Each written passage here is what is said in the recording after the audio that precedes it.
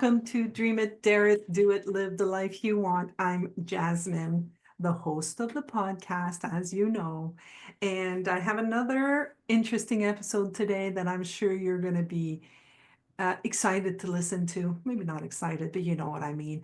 I'm happy to have again Christine Heath with me. Hi, Christine. Hi, Jasmine. So nice to be here. Thank you so much for inviting me. Oh, it's my pleasure. I love our chats and I'm looking forward to today's because we were talking off camera, everyone, and one of the things that I love that we were just discussing was to take ourselves on as uh, clients. If you say, let's say you were a therapist, take yourself on as a client, and so that's what we're going to talk about today. Like we want to live the life we want, and then we get out and then we go and we see, I have a problem. Let me go fix that problem. Who can help me? And then we look for somebody that's going to fix our problem. We listen, we're inspired, we come back and the problem is still there. Has that ever happened to you? So this is the kind of conversation that we're going to have today about, really you have to do the work, right, Christine? Yeah. Yeah, that's the thing. I always tell people that, if I could fix you, I had to fix the world already. And we'd all be living in a beautiful feeling and the world would be a different place. And so I'm telling you, the only person that can change you is you. And that's kind of what I think is important because we live in this world of information. So it seems like somebody else knows. They write a book and they go, oh, I know what you should do this, do that. And you read the book and you're like, oh, this is good. And you do it for maybe a month at the most. And then you're looking for another book. What's the next book? What? Because you haven't found that peacefulness you haven't found that state of contentment.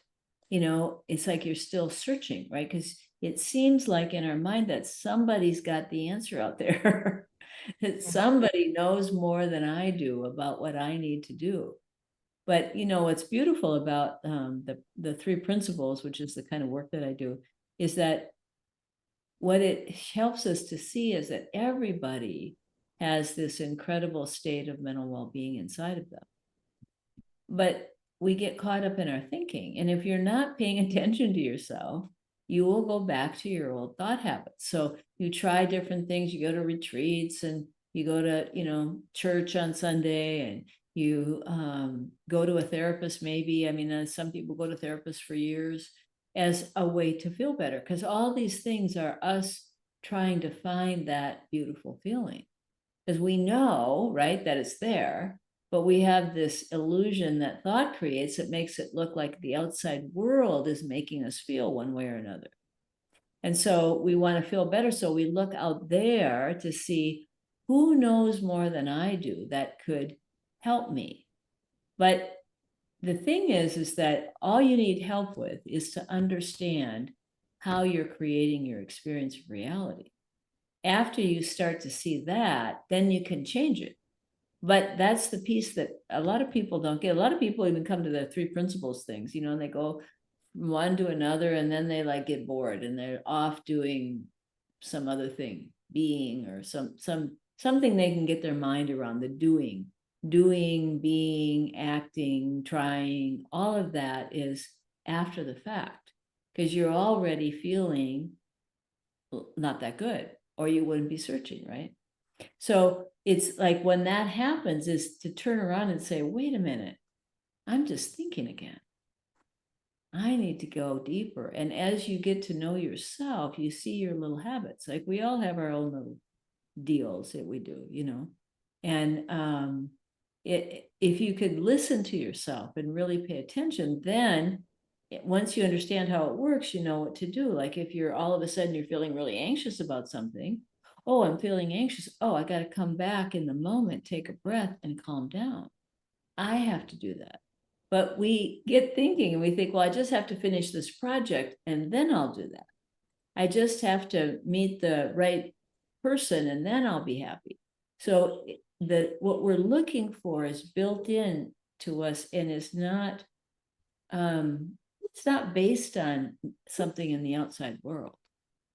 Because I have clients that come in that are filthy rich and they have the most gorgeous spouse they could have, and they've done everything possible there is to do to have fun, and they're still unhappy.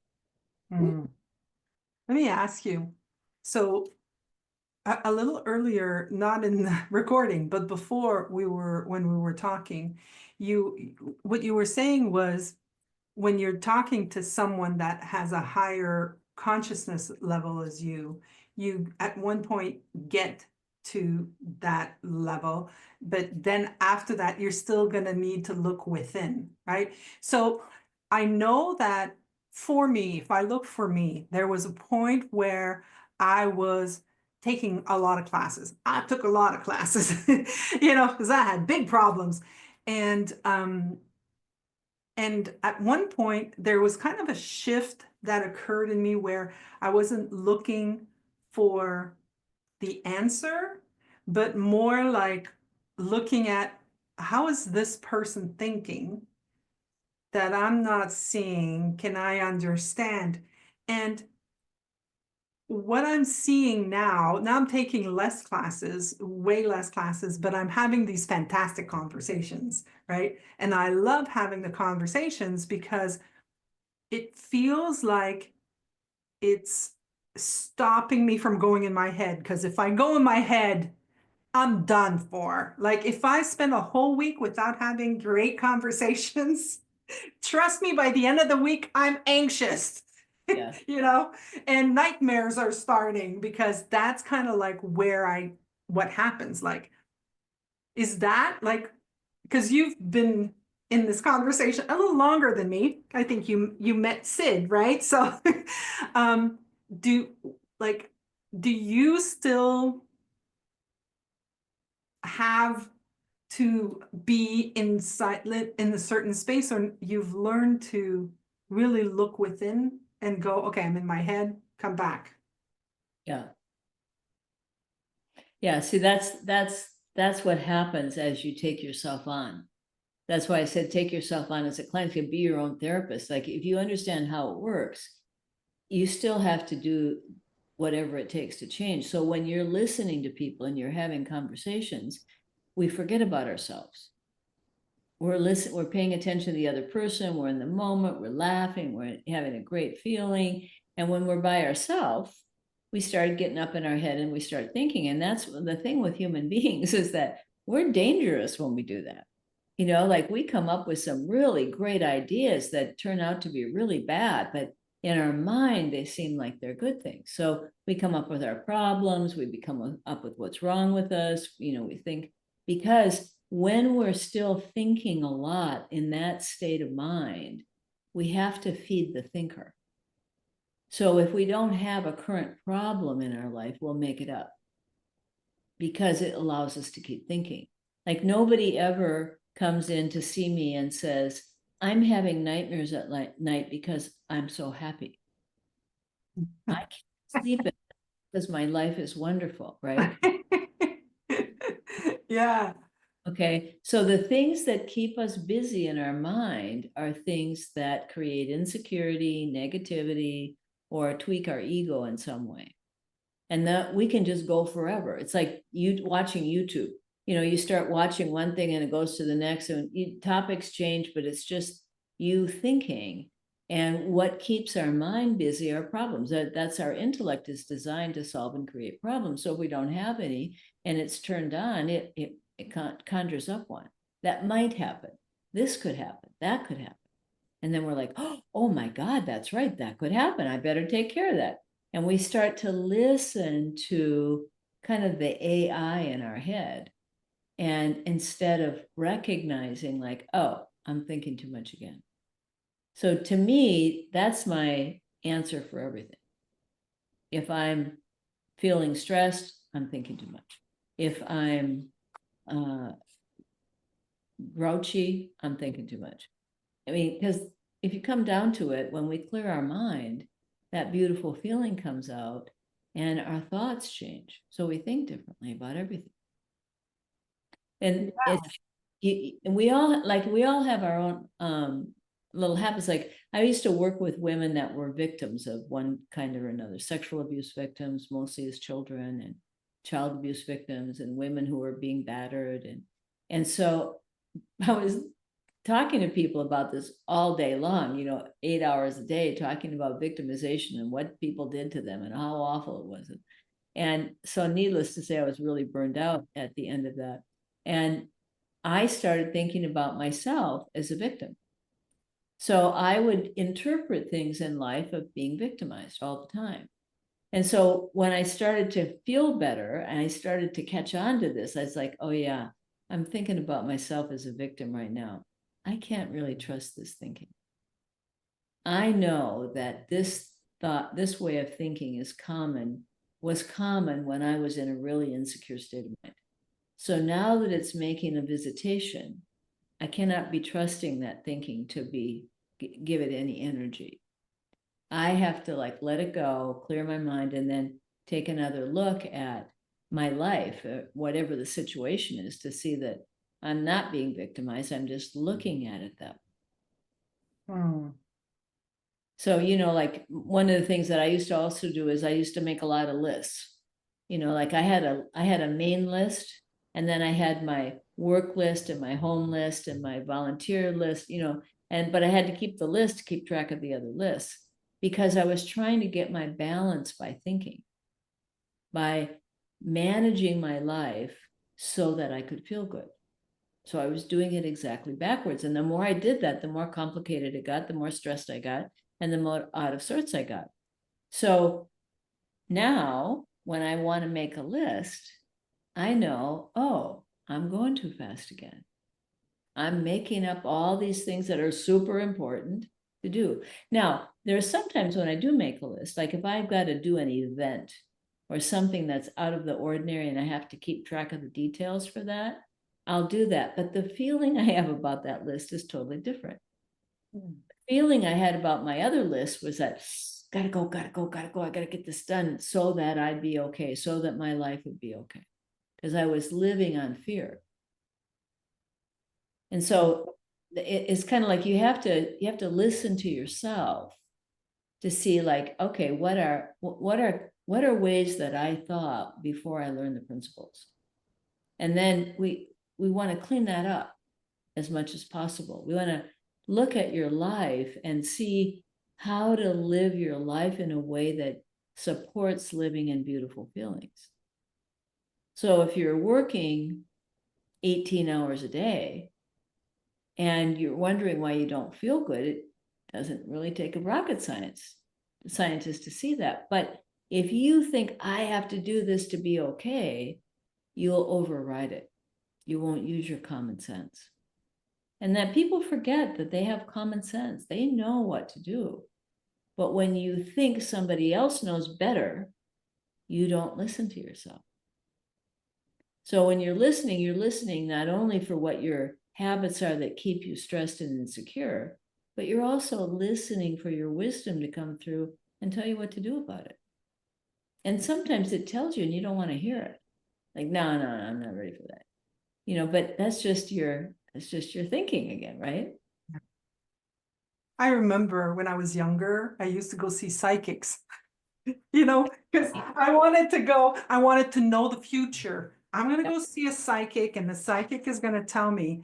And I'm telling you, Christine, every single time I went, I'd come back and I'd go, he doesn't even know me. How could he say that? Like, I'd be like, no. But there are some things that they would say that then I would be stressed out of my mind because I didn't want it to happen. So I was planning everything that I was doing in order to make it not happen. Like there was this whole thing that would happen. At one point I said, no, what am I doing? Why am I going? Like, first of all, I don't need to know the future. The future doesn't exist, and it's about living in the now. It's about what do I want now? What do I want now? What do I want now? And that's just that exercise. It's kind of like living from there takes a while for me anyways, because I keep going back in. Okay, no. And the biggest thing that I've seen is if I'm not doing well, and you said it perfectly, and like when you said it, it made me go, oh, of course. It's because there's something that I think should go better.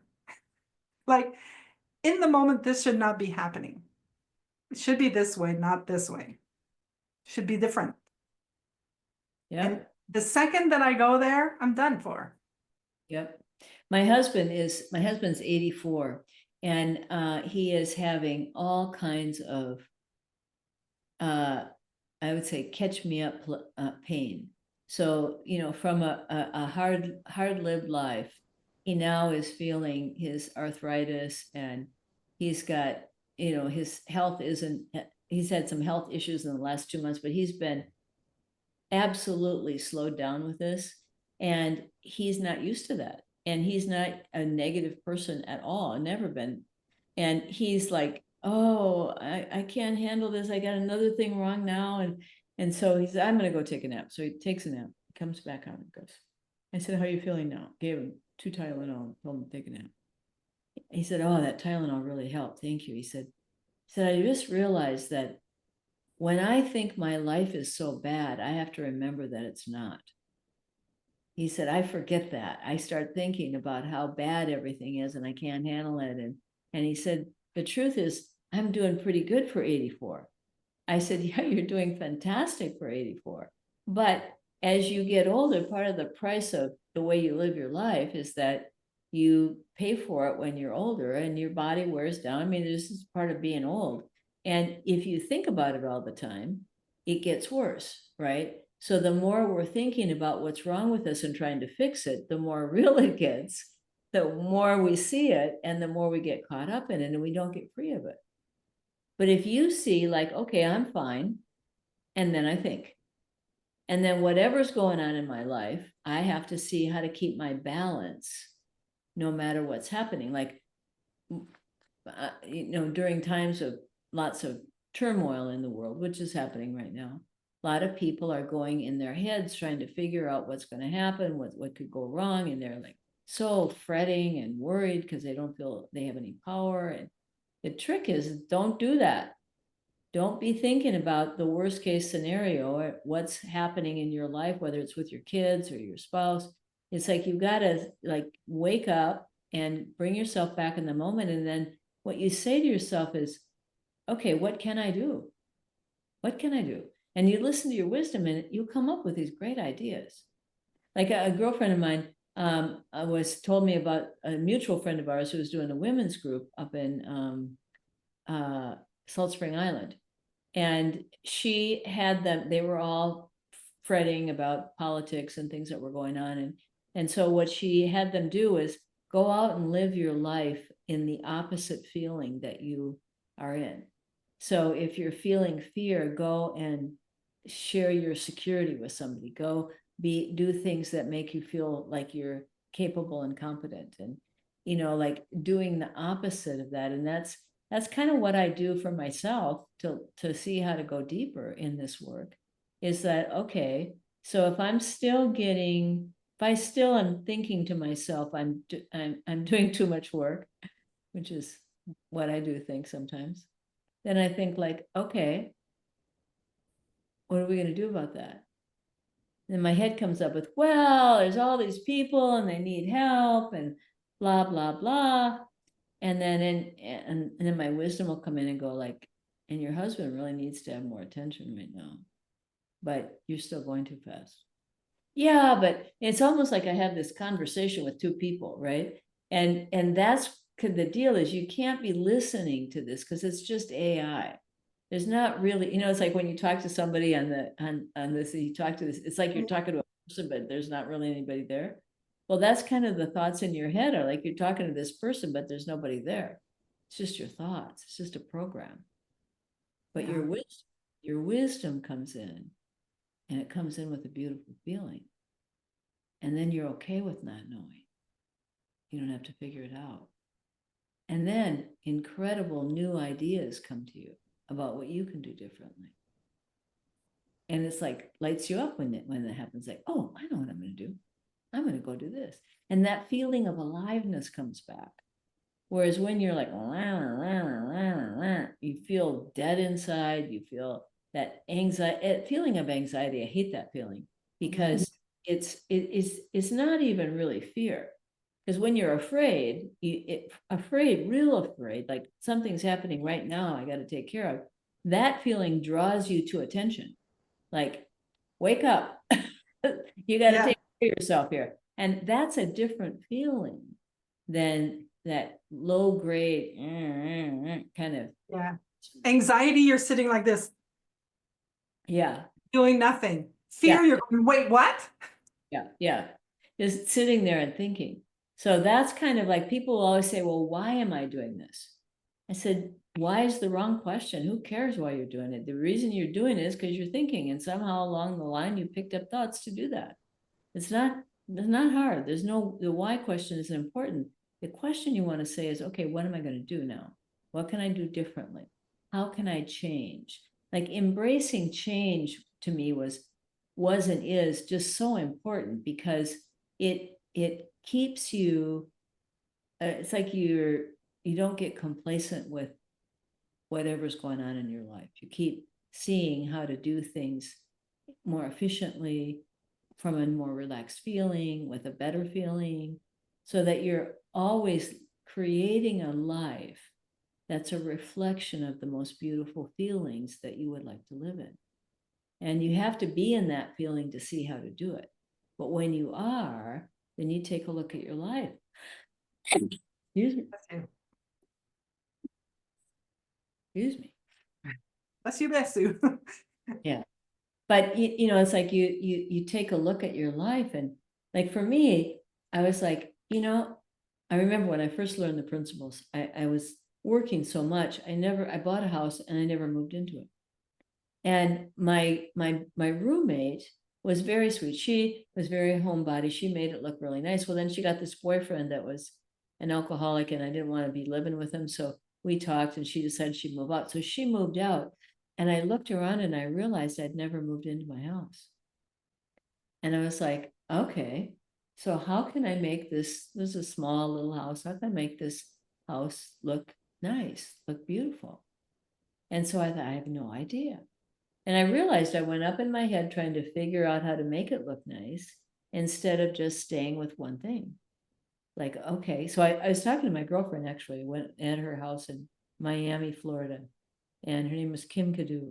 And I walked in her house, and everything had this really beautiful feeling. It was like these sheer curtains, and things were in whites and pinks, and it was just the most calming, beautiful feeling in her whole little apartment. And I said, gosh, I really like how you've decorated your house, but I can't do that because I can't see it. And she said, oh no, you don't look to see how it's going to look when it's done. You just wait until you can see one thing. So the first thing I saw in this room was where to put a lamp. So I went out and got a lamp and I put it there. And then I could see, oh, I want to put some sheer curtains next to it. But I saw it rather than thinking about it. And that's kind of what you want to do with your life, is just like do one thing that's like, oh, I think I'll do this.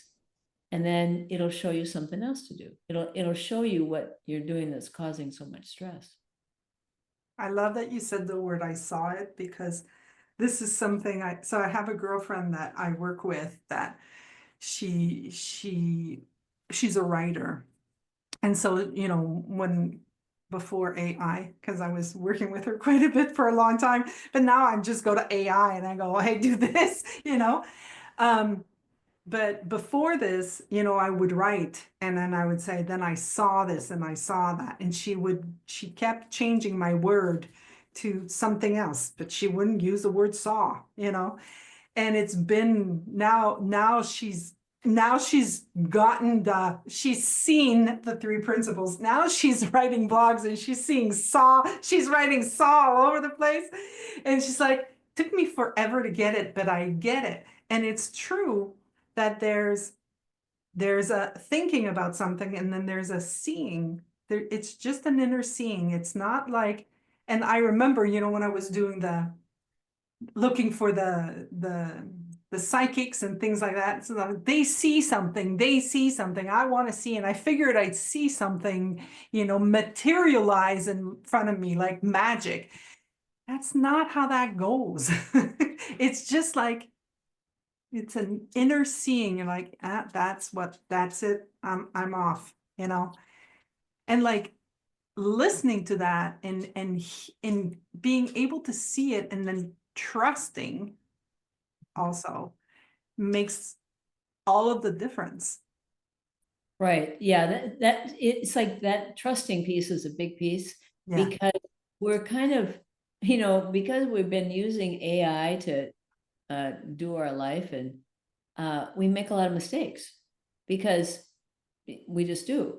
And so we start to not trust ourselves. Right. So then it's like when you start to see like, oh, I have this wisdom, we're so used to trusting our thinking, but at the same time we don't trust it, so we get anxious, right? And so we keep going through our thought process trying to figure stuff out because nothing's quite, well, I don't know, that is that right? Maybe I should do it this way, maybe I should do it that way. And so we don't know that that there's an intelligence that's deeper than thought. There's I totally get it. I'm sorry for interrupting you because what you're making me think of, we do these little things without thinking. Like things like uh, putting on the GPS, right? So the GPS is a perfect tool, if you want to go somewhere and you don't know where you're going.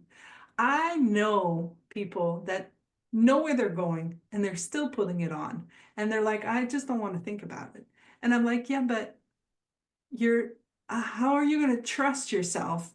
Like, to go from one corner of the street to the other corner of the street without the GPS. We have to keep that tool that we have, our inner thing that tells us we know where to go. Yeah, well, it's the difference between information and intelligence. Hmm. Right? So the life force has intelligence. Our pea brain has information. That's all it is. It's just AI. Can't do any more than it's been programmed to do. So if you said, think about Sid said this once in a talk, he said, think about a zoo, zoo, zoo, zoom. And you're like, I don't know what that is, right? And and yet we'll try. Well, we make up stuff, right? And we do that, but you can't really think about something that you've never learned about, that you've never known about. But your intelligence can give you, that's how new thought comes in the world, is the intelligence of life, and it comes through us. And then we see life in a different way.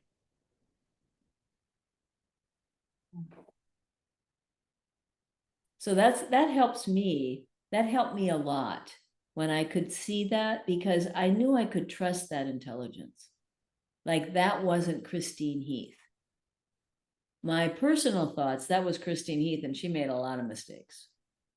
That so and just that helped me because I didn't trust my thinking so much. I didn't think I had to think right because I knew it could be an error, and I had a higher source of intelligence. Why do that when I could get something better? And that, to me, that's like like when you're doing in the circus, they have the trapeze artists that go back and forth. And like, to me, those guys are amazing because I would never do that. I would never like fly in the air, turn in circles, grab something. But they start off because they have a net down below. So they don't have fear about that, or they wouldn't do it, I'm quite sure. But that's kind of in life, is that there's always that safety net there. So you can go off and try things and do new things, and it doesn't matter. Like, okay, it doesn't work out, do something else. But we have all of this judgment and thinking about how we need to do things perfectly, and it has to be a certain way. And many of us get caught up in our thinking about life rather than in doing life. And I think that's the way you learn and you go deeper, is not by listening. I mean, going to seminars and things like that when you get quiet is a beautiful thing. And there's a way that when we connect with each other at that deeper level, that something can shift. But when you go home, you gotta remember the shift, because it's really easy to go to sleep and go back into your old thinking. And then that's why the things we do don't hang on to, we don't, it doesn't continue, because it wasn't the thing fixing us, it was the insight we had. So we have to go back to the insight, and then we can go deeper. Yeah, we think, oh, it was the webinar. It Yeah. was the webinar that did this. No, no, it wasn't the webinar, though. Yeah. It was you. Like it's coming from you. That's why we call it an inside out, right? It look within, and because it's such a misunderstanding, and it's innocently done that way, because it really looks like, oh, I was in this webinar and it worked, so I'm going to go back to a webinar now. Okay, I haven't been to a webinar in a long time. Okay, I haven't read a book in a long time. Like, there's this whole thing that I just did it myself. I like literally just did it myself, and I was like, oh yeah, I think I'm not feeling good right now because I'm not in a webinar, and I haven't been in a webinar in a long time. And, I had to really slow it down and just go, oh yeah, no, I was my head big time. And it's never good there. Yeah. And it's just part of the illusion of life. I mean, the thing is when people get a good feeling, they also can think that's from the outside world, right? So it looks like the seminar did it, or, people will follow a certain person, like he's doing it or she's doing it. And I have to listen to her. I really like her. Well, she's not doing anything but talking.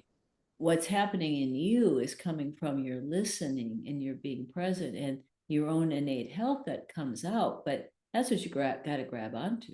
Like, oh, that's me. That's how I remember when I was first learning this, I thought, oh man, I set up the first clinic, and I thought to myself, like, oh, I'm going to have to be like Buddha. Now, coming from being a crazy person, that was a big difference, right? But that's kind of what it is. It's like you do the opposite of what you're used to doing. So if you think, oh, I'm an insecure person, well, listen to yourself. You're not an insecure person. You just have thinking that creates insecurity, and you've been that way for a long time. So you think that's how you are, right? You're not, like people say, well, I don't like this. Well, change it. What your likes and your dislikes are just thoughts. You can it's like if you get a new partner, and they like to golf, and you have a thought, I don't like to golf, I don't. Well, learn to golf. I mean, come on. And we just get, oh, I don't know how to do it. Yeah, as adults, we always think we should know how to do it perfectly before we try. So kids, when they're first learning, they'll just try. They put the block in those blocks you stick in the holes. They Yeah. put them in the wrong hole. They don't get to do that for hours. They're fine. They figure it out, like they get it. They're so proud of themselves. But we're so focused on like what we should do or need to do in order to be happy, in order to be successful, in order to be something, that we just don't let ourselves be ourselves and be okay with that, and be open and to learn and have that wonder that children have of just keep learning. I mean, that's why I'm 73 and I'm still having a gas in life. It's like I'm still learning so much. And there are people my age that are like, why are you still working? It's like, well, I love it. Why would I not work? I can do it. It's not like I can't remember anything yet. Might be I won't be able to do it someday, but boy, right now it's a gas. I love it. And it keeps me learning, and keeps me, because I can see when people get older and they retire, sometimes they just check out. They drink more, they play cards, they do things like that, which is fine and wonderful. But to me, it's like the gift of love and the gift of happiness is something that I was given. And everybody has it within them. And so I'll keep screaming from the rooftops until people start to see it more. Till I can't get up to the rooftop, I guess. It's about being alive, right? It doesn't matter how old you are. If you want to do this, do it. It's kind of, It's like, I know, I hear it too. I'm 55 and people are talking about, oh, I got to retire by this age. And I'm kind of like, wow, this is not even in my thoughts. This is not even showing up for me. And then I go into my head and I'm like, maybe I should, I'm like, like I don't need it right now. I'm happy. I'm fine. I'm living the life that I want in a sense. I'm doing what I want and I'm living for today and I'll see what happens tomorrow. And that's just, that brings forth contentment in you. It's like, it's when people don't have contentment, they're always trying to do something that will make them feel better and blame something for not feeling better. So that's what I think is the trick, is to listen to yourself, to see what is it that I do think, because it's kind of like, oh man, I think this, I can't believe that. Because we're pretty blind. We have these blind spots. We don't see the things that are just thoughts, because they look like they're true and real. The Yeah. way I have people tell me this all the time. Well, I'm an anxious person. Well, I'm a depressed person. Well, I'm stressed out all the time. I'm a mother. Like, we have all these things that seem to be connected with stress, rather than seeing like, oh, yeah, I get kind of stressful thinking about being a mother here. I have to stop worrying that bad things are going to happen. Hmm. Well, this was a great conversation, Christine. I knew it was. I knew it would be. Hmm? My dog's in love with me. I don't know if you've noticed. Yeah, she's so sweet. You're such a sweet baby. You're such a sweet baby. Yeah. She's very cute. Well, dogs are a great example of that feeling, aren't they? Yeah. It's like they still think, but they don't hang on to their thoughts like we do. Yeah. They go back to cuddles and loves and attention. Yes. She's hungry now. She's just wanting, she's like, that's why she's looking at me. I know she Oh my wants. God. It is dinner time out there, isn't it? It is dinner time out here, right? Well, Christine, thank you so much. I think we've already busted our time. Yeah. Yeah. Okay, yeah. So thank you very much. I'm going to put a link to your website in the Okay. description. So if anybody wants to, you have a 40th anniversary coming up, which is We incorporated April 8th, and then we're going to have a talk about kind of how the history of the agency and how we work with the principals in in the world with diagnoses, how we do that without losing our grounding, and having people that were involved in various times in our development, what we've been doing, and time when Sid was here. So we're going to do a program for a Three Principles Global Community on July 8th. okay. That was the month we actually opened our doors. Okay. So guys, if you want to, join in, you got to go to 3pgc.org for that. You're going to find all the information that you need there. Yeah, and it'll be offered to the public. It won't be for a charge. Okay, good. Yeah, Well, so thank you very much. oh, thank you so much. I had a wonderful time talking with you. You're always a dear and a joy to talk to. So Thank you so much. Everybody else, I'm going to say, dream it, dare it, do it, live the life you want, and I shall see you in the next episode. Take care. bye-bye.